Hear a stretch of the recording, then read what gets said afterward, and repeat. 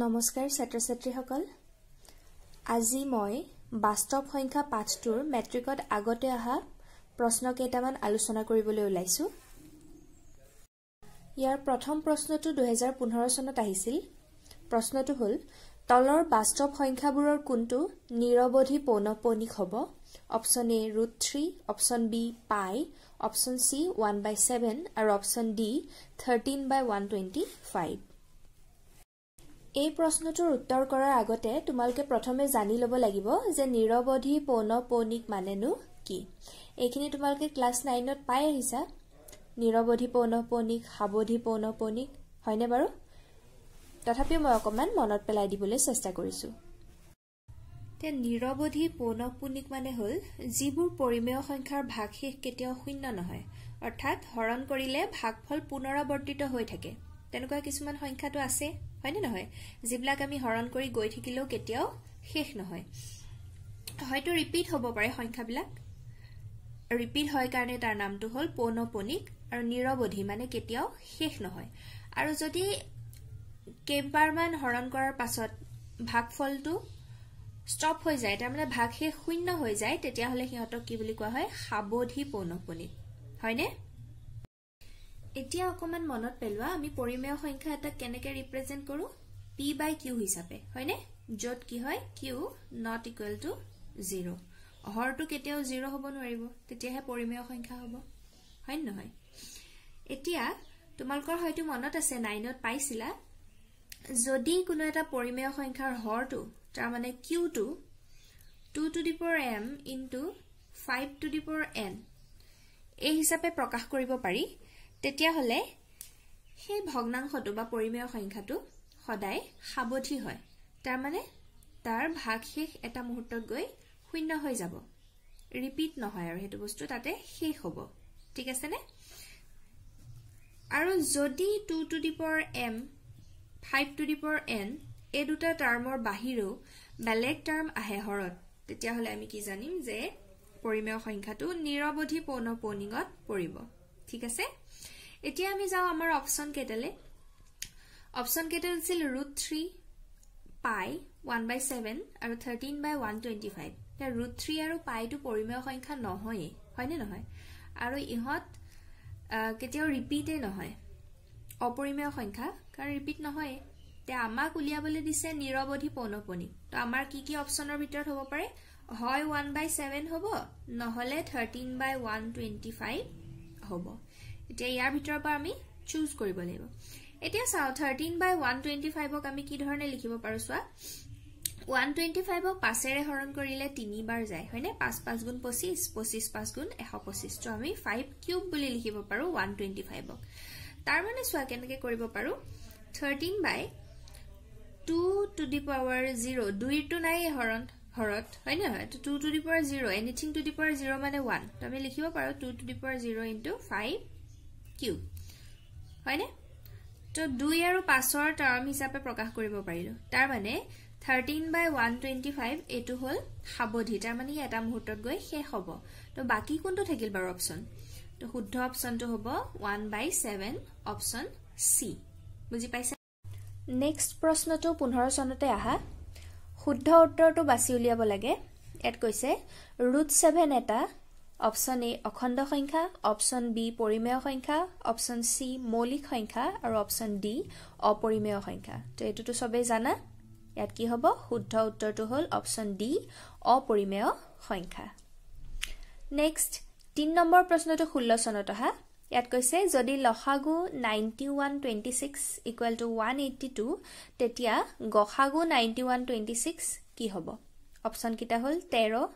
option B 26 option সি 7 আৰু option D 9 তাৰ মানে কি কৈছে 91 আৰু 26 ৰ লসাগুটো দি দিছে 182 এতিয়া আমি 91 আৰু 26 ৰ গসাগু কি হ'ব হেতু উলিয়াব লাগে যদি যিকোনো দুটা সংখ্যা a আৰু b আমি ধৰি লও তেতিয়া হলে এটা ফৰ্মুলা একদম সৰুতে পাই আহিছিলা সংখ্যা দুটাৰ পূৰণফল সদায় কি হয় সংখ্যা দুটাৰ লসাগু আৰু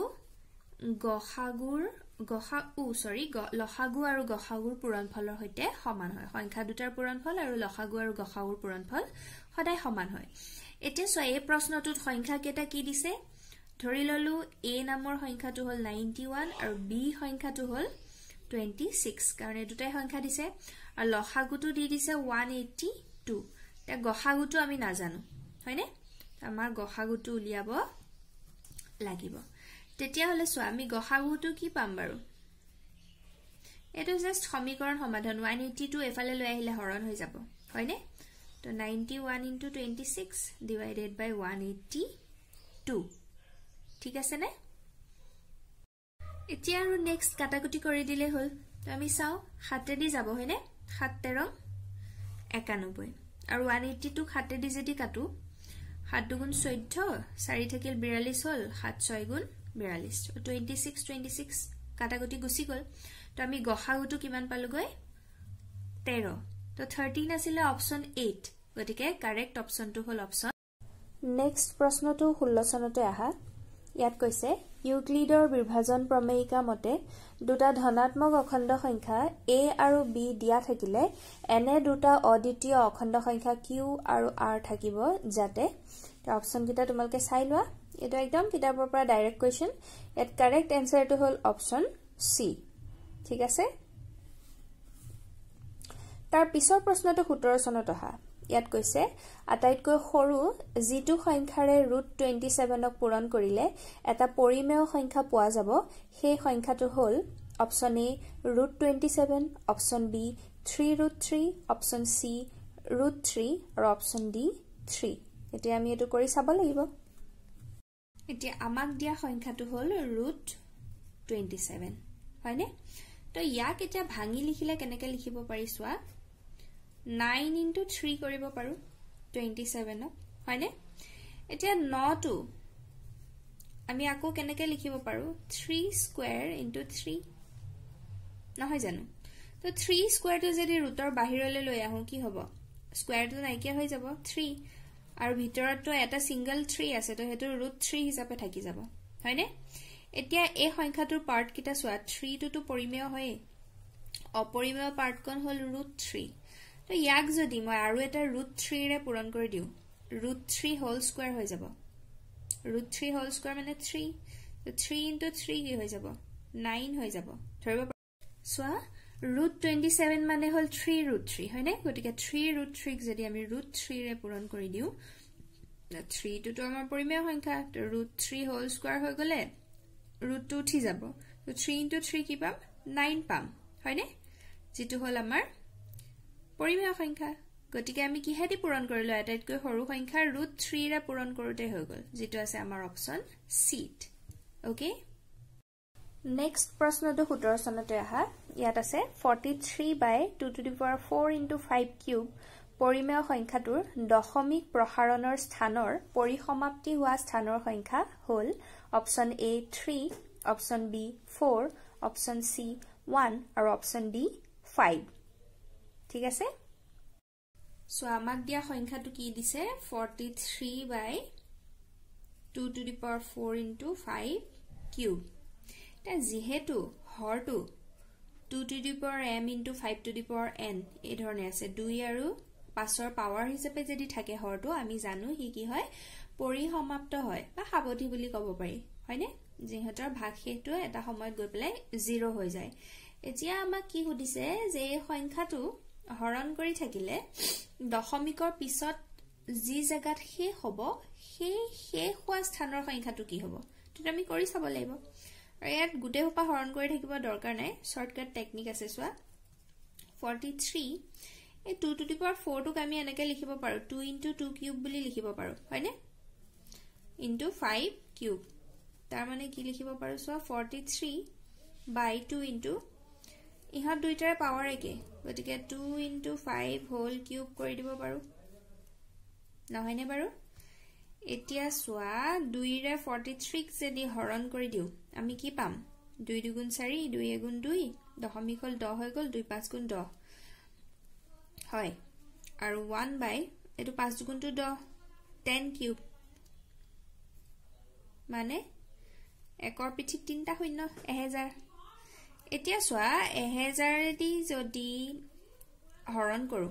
10 100 1000 এবিলাক দি হৰণ কৰিবলৈ সবতকে সহজ কেটা শূন্য আছে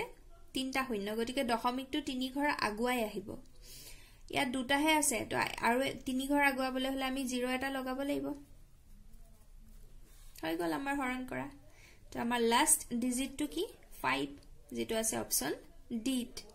ধৰিব পাৰিছানে বাৰু নেক্সট প্ৰশ্নটো 18 চনত অহা ইয়াত কৈছে পৰিমেয় সংখ্যা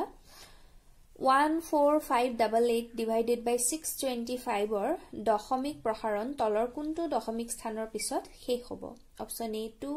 অপচন বি 3 অপচন সি 4 আৰু অপচন ডি 5 আমাৰ বেলেগ কৰিবলগীয়া নাই জাস্ট হৰটো চালে হল হৰটো কি কৰিব পাৰি চোৱা 14588 625 ক আমি 5 to the power 4 বুলি লিখিব পাৰো বা 2 to the power 0 into 5 to the power 4 হয়নে তাৰ মানে যেহেতু 2 to the power m into 5 to the power n এই হিচাপত আছে তাৰ মানে এটো কি হল পৰিসমাপ্ত হ'ব এতিয়া আমাক কি সুধিছে দশমিকৰ পিছত কেইটা স্থানত যাব আৰু তাৰ পিছতে শেষ হৈ যাব তো ইয়াত আমি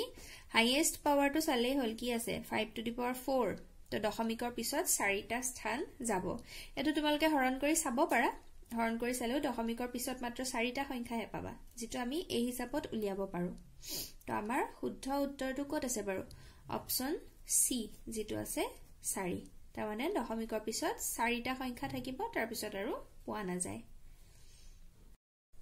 নেক্সট প্ৰশ্নটো 18 চনত আহা ইয়াত কৈছে তলৰ কোনটো পৰিমেয় সংখ্যা অপচন এ √2/√3 অপচন বি √2/π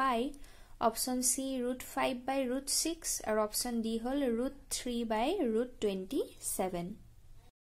ইয়াত যদি অপচন কিটা ভালকে মন কৰা কি দেখা যায় √2/√3 কিটাটো আমি আৰু বেলেগ কৰিব নোৱাৰো ঠিক তেনেকে √2/√π কিটাও আমি বেলেগ কৰিব নোৱাৰো √5/√6 এটাও আমি ভাঙিব নোৱাৰো কিন্তু যেটো ফোৰ্থ অপচন হেতু অকমান কিবা কিবা এটা কৰিব পৰা অৱস্থাত আছে চোৱা √3 আৰু 27 টো কেনেকৈ লিখিব পাৰো 9 into 3 হয়নে এতিয়া 9 মানে 3 স্কয়াৰ হেতু ৰুটৰ বাহিৰলৈ উলিয়াই আনিলে 3 থাকিব আৰু ভিতৰত এটো এক্সট্ৰা 3 টো থাকি যাব 3 কেনসেল যাব আমাৰ হাতত কি থাকিব 1/√3 সৰি 1/3 তো 1/3 হল এটা পৰিমেয় সংখ্যা গতিকে আমাৰ শুদ্ধ উত্তৰটো কি হ'ব অপচন ডি হয়নে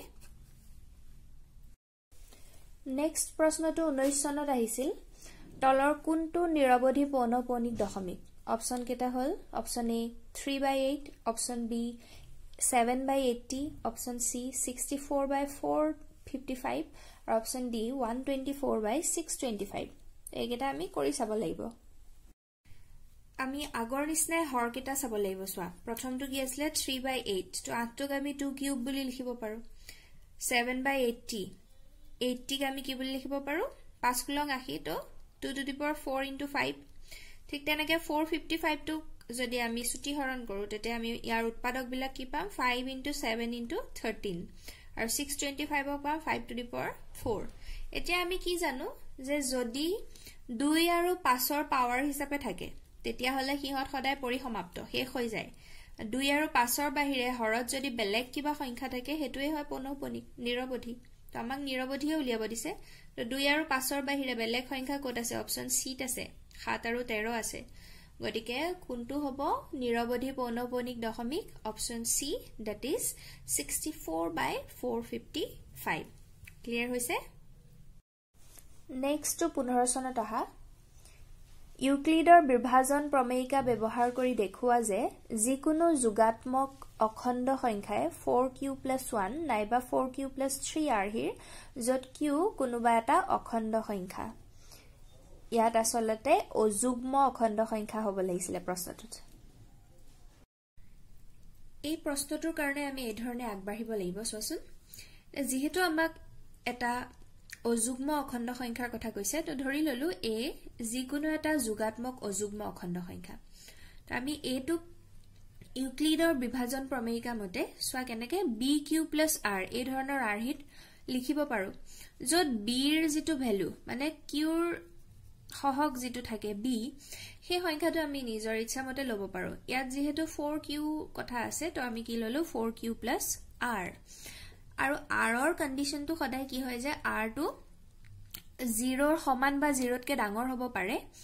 আৰু যেটো q ৰ সহগ তাতকে সদায় কিন্তু সৰু হ'ব লাগিব হয়নে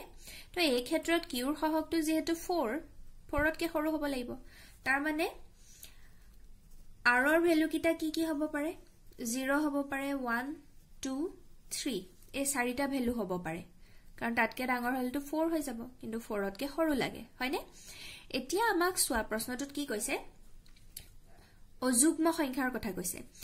যদি আমি r ৰ জাগাত 0 পুট কৰো a = কি হ'ব 4q হৈ যাব হয়নে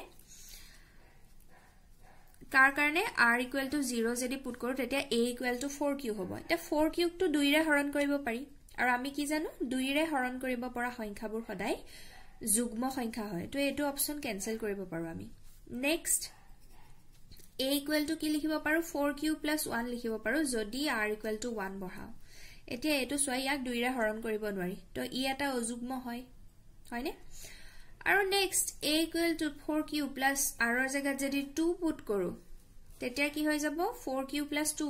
ইয়াৰ পৰা তো 2 এটা কমন আহে হয়নে নহয় 2 এটা কমন আহিলে তাৰ মানে গুটে সংখ্যাটোক 2 ৰে হৰণ কৰিব পাৰা যাব তো ই এটা অযুগ্ম হ'ব জানো যুগ্ম সংখ্যা হ'ব 2 ৰে হৰণ কৰিলে আৰু লাষ্ট বাকি থাকিল 4q + 3 তাৰ মানে r ৰ ভ্যালুত আমি 3 পুট কৰিছো তেতিয়া হলে সোৱা এটুকু 2 ৰে হৰণ কৰিব নোৱাৰি এটো ধৰিব পাৰিলেনে বাৰু 2 এটা কমন ললে 2 ৰে হৰণ যাব হয় তো এতিয়া আমাক কি বুলি কৈছে 4q + 1 আৰু 4q + 3 একেটাই অযুগ্ম সংখ্যা হয়নে নহয় তো আমি তলত লিখি দিব লাগিব এতেকে যিকোনো যোগাত্মক অখণ্ড সংখ্যা 4q + 1 আৰু 4q + 3 r হিত প্ৰকাশ কৰিব পাৰি 4q আৰু 4q + 2 একেটা যুগ্ম বুলি কোৱা হয় কাৰণ ইহত 2 ৰে বিভাজ্য সেই কথাটো কিন্তু মেনশন কৰি দিব লাগিব কাৰণ আমাক প্ৰশ্নটোত অযুগ্ম সংখ্যাৰ কথা সুধিছে গতিকে ধুনিয়াকে এই ধৰণে লিখি দিব লাগিব ঠিক আছে নেক্সট প্ৰশ্নটো 16 চনত আহিছিল ইয়াত প্ৰমাণ কৰিবলৈ দিছে 3 + 2√5 অপৰিমেয় বুলি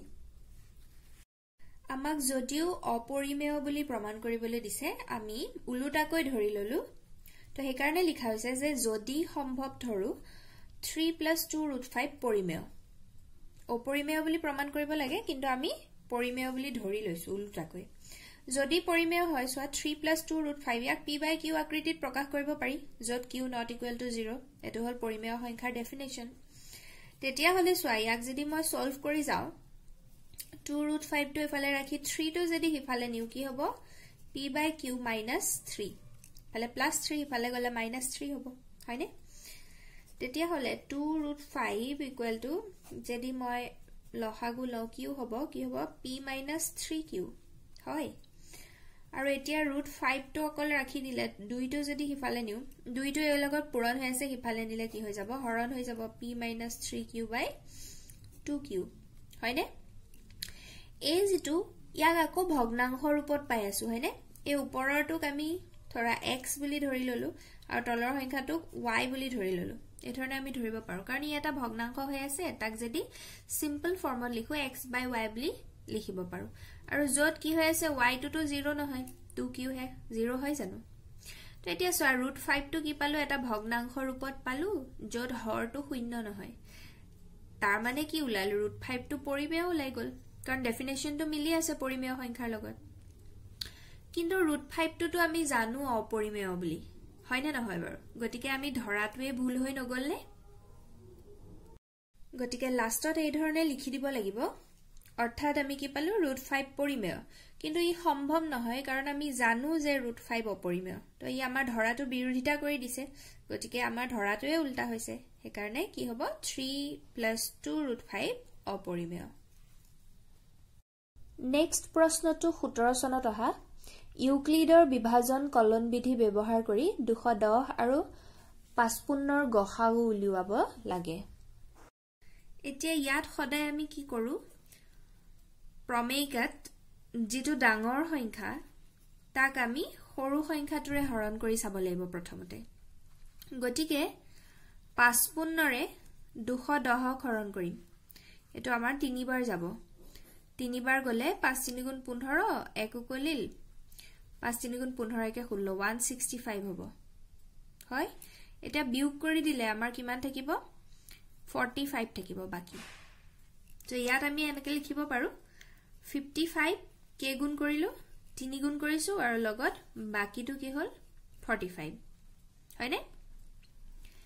এটো জাস্ট আমাৰ কি হৈছে বিভাজনৰ সূত্ৰটো ব্যৱহাৰ কৰিছো হয় না হয় ভাজ্য ইকুৱেল টু ভাজক পূৰণ ভাগফল ইনটু ভাজক পূৰণ ভাগফল যোগ বাকি হয় যেতিয়ালৈকে বাকিটো 0 নহয় তেতিয়ালৈকে আমি এই ধৰণে লিখি গৈ থাকিম ঠিক আছে নেক্সট আমি 55 টো লম ইয়াক ভাজ্য হিচাপে লম আৰু ভাজক কি লম 45 তো 45 এৰে যদি 55 ক হৰণ কৰো কেবাৰ যাব এবাৰেই যাব আৰু কিমান বাকি থাকিব 10 বাকি থাকিব তো আমাৰ কেবাৰ গল এবাৰেই গৈছে আৰু 10 বাকি থাকিল হয়নে এতিয়া ইয়াত যেটো বাকি একেটা দুইটাৰ ক্ষেত্ৰতে 0 হোৱাগে নাই তাৰ মানে আমি আৰু কৰিব লাগিব এবাৰ আমি 45 টো লম ভাজ্য হিচাপে আৰু কাৰ হৰণ কৰিম 10 এৰে হৰণ কৰিম তে 10 এৰে যদি 45 ক হৰণ কৰো 4 বাৰ যাব 40 হৈ যাব আৰু বাকি কিমান থাকিব 5 থাকিব তে আমি কি লিখিম 10 * 4 + 5 হয়নে এই গুটে কিটা ক্ষেত্ৰতে যেটো বাকিটোক r এৰে ৰিপ্ৰেজেন্ট কৰে not equal to 0 তো এটো লিখি যাবা এতিয়ালৈকে 0 ওলোৱা নাই নেক্সট আমি কি কৰিম যেটো আগৰ ভাজক আছিলে ভাজকটোক এবাৰ ভাজ্য হিচাপে লম আৰু যেটো বাকি ৰোল বাকিটোৰে হৰণ কৰিম বাকিটোৰে হৰণ কৰিলে এটোটো উলাই আছে ন 10ক হৰণ কৰিলে কি হ'ব 5 দুগুণ 10 আৰু বাকিটো 0 তো 5 * 2 + 0 তো এতিয়া আমি r কি পাই গলো এবাৰ r = 0 not equal নহয়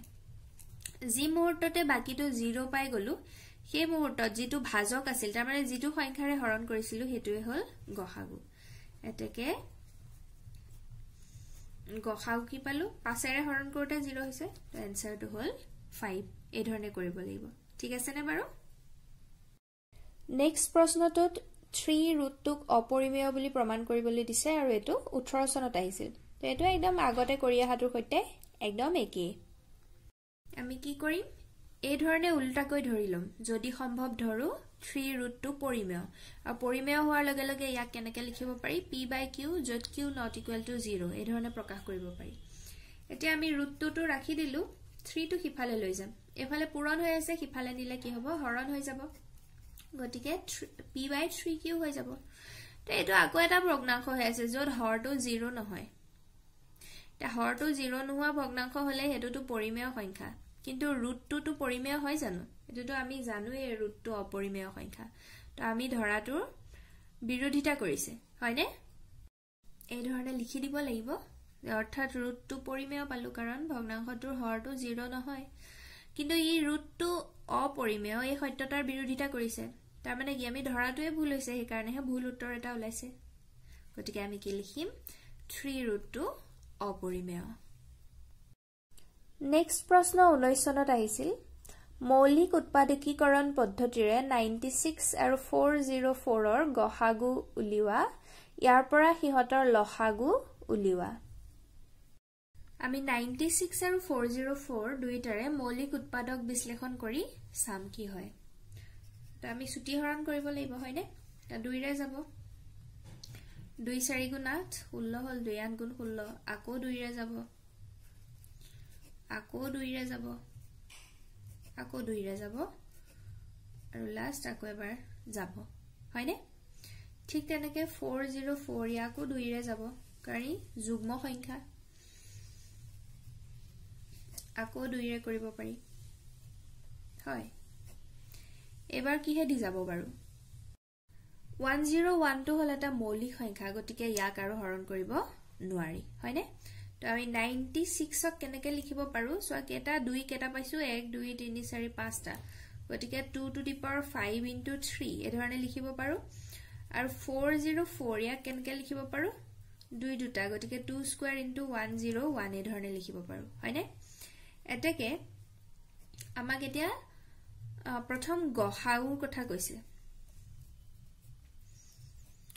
গহাউত সদায় চাও আমি দুইটাতে কমন কি আছে আৰু এই ধৰণে লিখিলে সদায় চাবা দুইটাতে এতিয়াটো দেখিছো এ কমন আছে 2 কিন্তু এটাত আছে 2 টু দি পাৱাৰ 5 আৰু এটাত আছে 2 স্কয়াৰ তো ইয়াৰে যেটো পাৱাৰ সবতকে সৰু হেতু লম আমি তো 2 স্কয়াৰ টু সবতকে সৰু পাৱাৰ তাৰ মানে গহাউ কি হ'ব 4 হ'ব হয়নে এতিয়া নেক্সট আমাক লসাগু লিয়াবলে দিছে লসাগুৰ ক্ষেত্ৰত আকো কথাটো উল্টা হৈ যায় কমন দুটাৰ ভিতৰত সবতকে বেছি পাৱাৰ থাকাটো আমি লব লাগিব তো বেছি পাৱাৰ থাকাটো কি আছে 2 টু দি পাৱাৰ 5 আৰু যিকিটা কমন নহয় হেকেটাও আমি লিখিব লাগিব তো লাষ্টত একেটা পূৰণ কৰি দিলে হল এটা 2 টু দি পাৱাৰ 5 মানে হল 32 into 3 into 101 তেখিনি আৰু পূৰণ কৰি দিব লাগিব आंसर तो होबगৈ 9696 লসাগু আজিলৈ ইমানেই ভিডিওটো শেষলৈকে চোৱাৰ বাবে ধন্যবাদ আৰু যদি ভিডিওটো ভাল পাইছা লাইক কৰি দিবা চেনেলটো সাবস্ক্ৰাইব কৰি লবা আৰু লগৰ বিলাকৰ লগত শেয়াৰ কৰি দিবা যাতে সকলোৰে ভাল হওক